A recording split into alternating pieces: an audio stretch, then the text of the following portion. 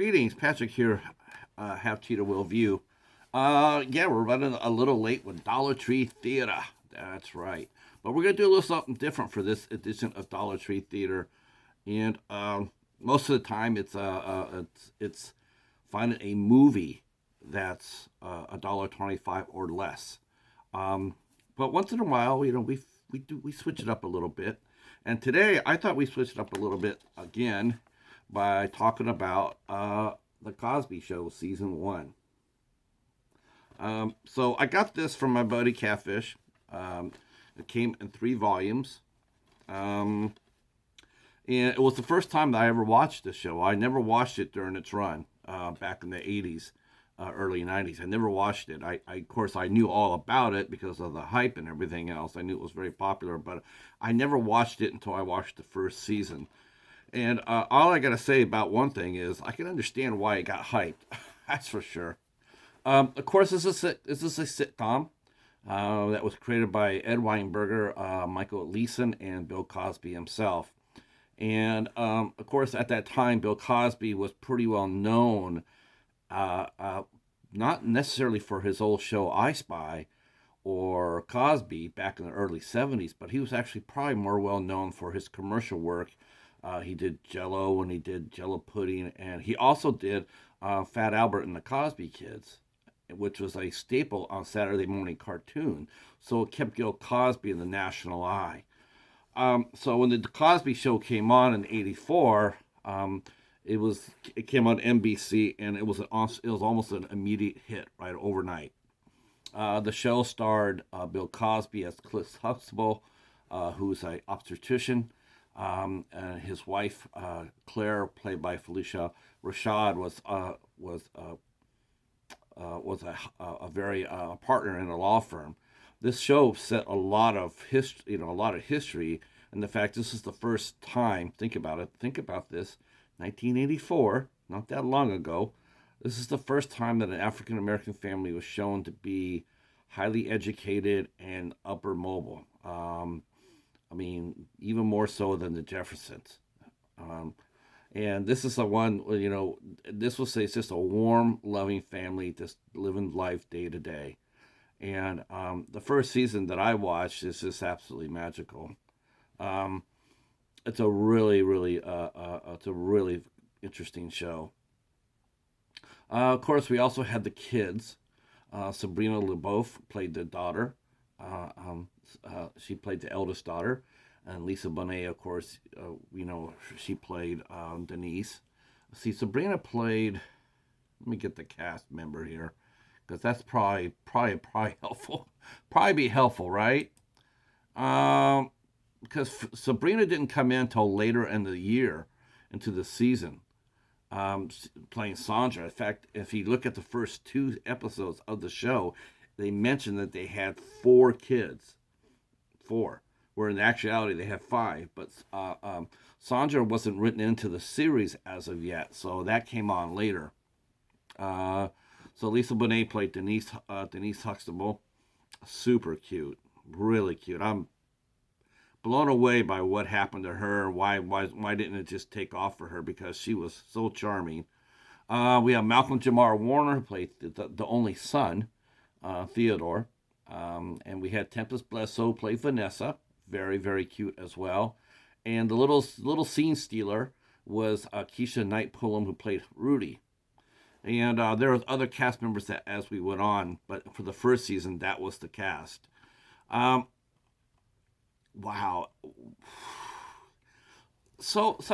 Honestly, I think it really helped out too that one of the first things they did right was they didn't necessarily cast, but they got the right man to direct the series, and that was Jay Sandrich.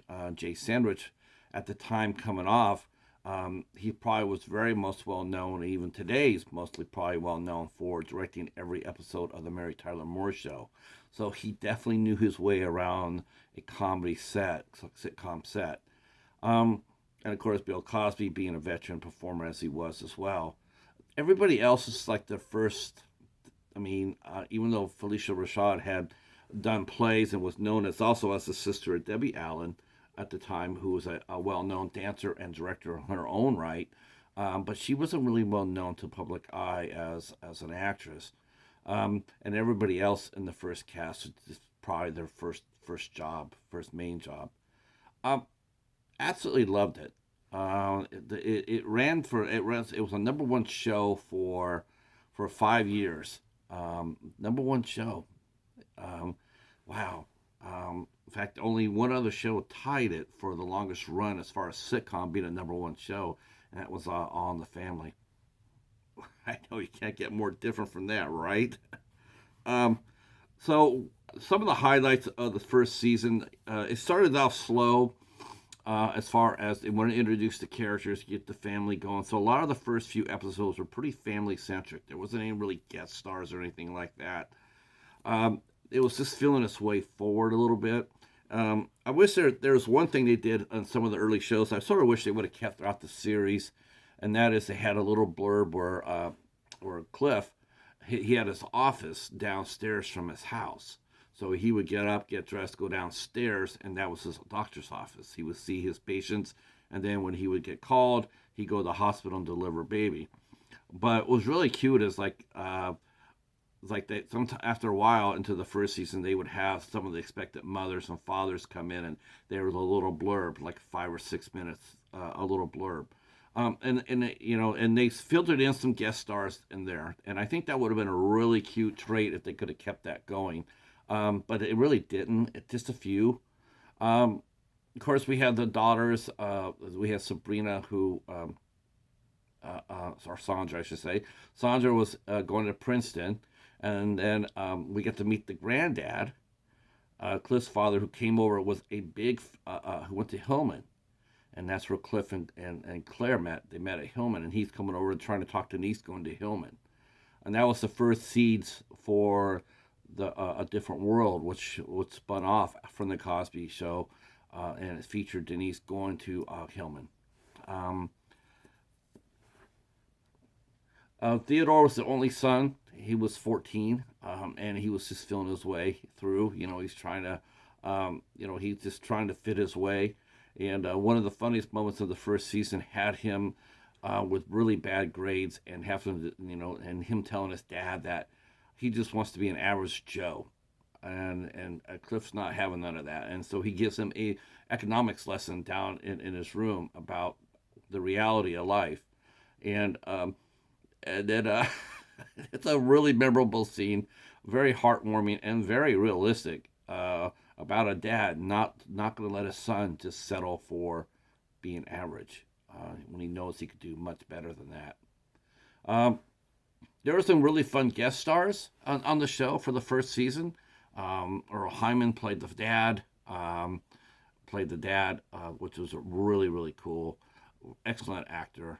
We had the supermodel Iman played one of the expected moms. That was really fun. They were really ambitious on this show too. Even in the first season, it took off so well. It took off so well that they were already trying to slide into a backdoor pilot into the very first season of the show, and that's something you don't see very often, where shows doing so well that they could think of, well, what if we spin it off?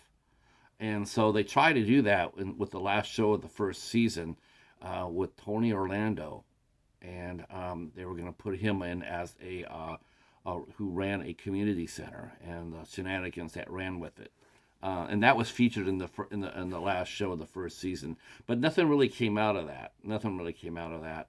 Though it would have been entertaining. It would have been entertaining, but I have not seen if they come back because like I said, I only had the first season.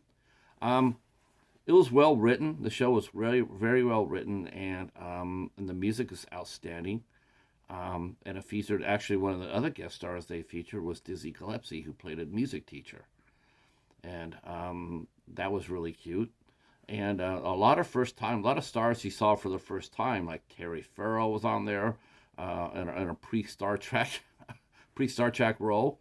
We also had who else did we have? We had a lot of stars in here for the first time toward the end of the first season that guest starred. Um, um, I guess I would have to go to some of the episodes for that, right? But you can go to Wikipedia or you can go to IMDb and check that out. as far as that goes. Christoph St. John was on the show. He was hilarious. He played a boyfriend of Denise's that was who thought actually against everything that Claire and Cliff believed in. That was hilarious. Sheldon Leonard, a comedy giant, also appeared on the show as Cliff's boss. That was really cool. Let's see. See, have I mentioned that? That's right. I'm cheating. I'm cheating a little bit. I'm trying to think of who was the last person. Yes, here we go. Uh, Alexis, Ada Maris as Selena Cruz. She's co-star with Tony Orlando, who played Tony Castillo, and that was going to be the backdoor pilot for the community center show. Um, and also show too that Claire also spoke Spanish fluently, and Cliff was always was always going around, listening to him, and just saying, just waiting to hear my name. So he couldn't understand anything they were saying, but he could understand his name, so he would know that's when they were talking about him. Uh, uh, One thing I will say about this set here, which I was sort of bummed out on, was the fact that there was no special features on here. No special features. It was 1 through 7, 1 through 7, all the way through the end. So it came as a box set like this. It came as a box set. It wasn't sold individually. It was just sold as a box set. But no special features, which is really surprising. And I wonder if any future sets have that. Um, I know there's some people out there that don't like Bill Cosby, and for whatever happened with him. I understand that. I know I'll expect to get some comments about that. But I'm just watching this show for what it was. It was a first time watch for me. I had never seen it before, and so that's just why I'm covering it. And I got to tell you that I enjoyed it very much. And hopefully I can find some other seasons out there. Actually, I have never seen a Cosby Show season out in the wild. I've never seen one, not one. And that was a pretty damn popular show too. Um, but if there is anybody out there that does have any of the Cosby Show seasons that don't want them anymore, feel free to contact me and send them my way, because I'll be more than happy to take them off your hands. Um, all right, so this is Dollar Tree Theater, brought to us by our good buddy Hobbs Horror. He's the creator of the series, and that is going to wrap it up for today.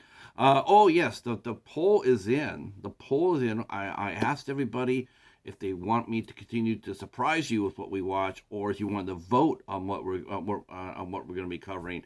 And overwhelmingly, you guys told me to continue to surprise you. And you know what? I'm so tickled. I'm so tickled. Not that I wouldn't mind voting, but I'm tickled that you have enough faith in me to come out here and watch and comment on the shows and the movies that we cover here on Dollar Tree Theater. It's a lot of fun. It's a lot of fun. Of course, our good friends Hobbs Horror is also doing it. We also have our main man, Mr. Bones, is doing it. Charles Cochran's doing it. And just some others on here. We're hearing some rumors that Dollar Tree might be restocking their stores again with movies. And if that's the case, there could be some more Dollar Tree Theater channels popping up here soon, or reviews popping up here soon. So let's hope for that. Let's hope that Dollar Tree comes back and does some more movies. That's the reason why a lot of people have not done any movies, is because Dollar Tree isn't putting them out anymore. So it's sort of hard to do Dollar Tree Theater $1.25 or less if you don't have any Dollar Trees pumping out movies. I got my stuff. I get mine from my friends, and I also get mine from the library, where I buy shows and movies for $0.25 a piece. I know that everybody doesn't have that option, but I do, and that's why I'm able to continue Dollar Tree Theater. All right, that's it for me. Let me get out of here. We'll talk soon. Peace.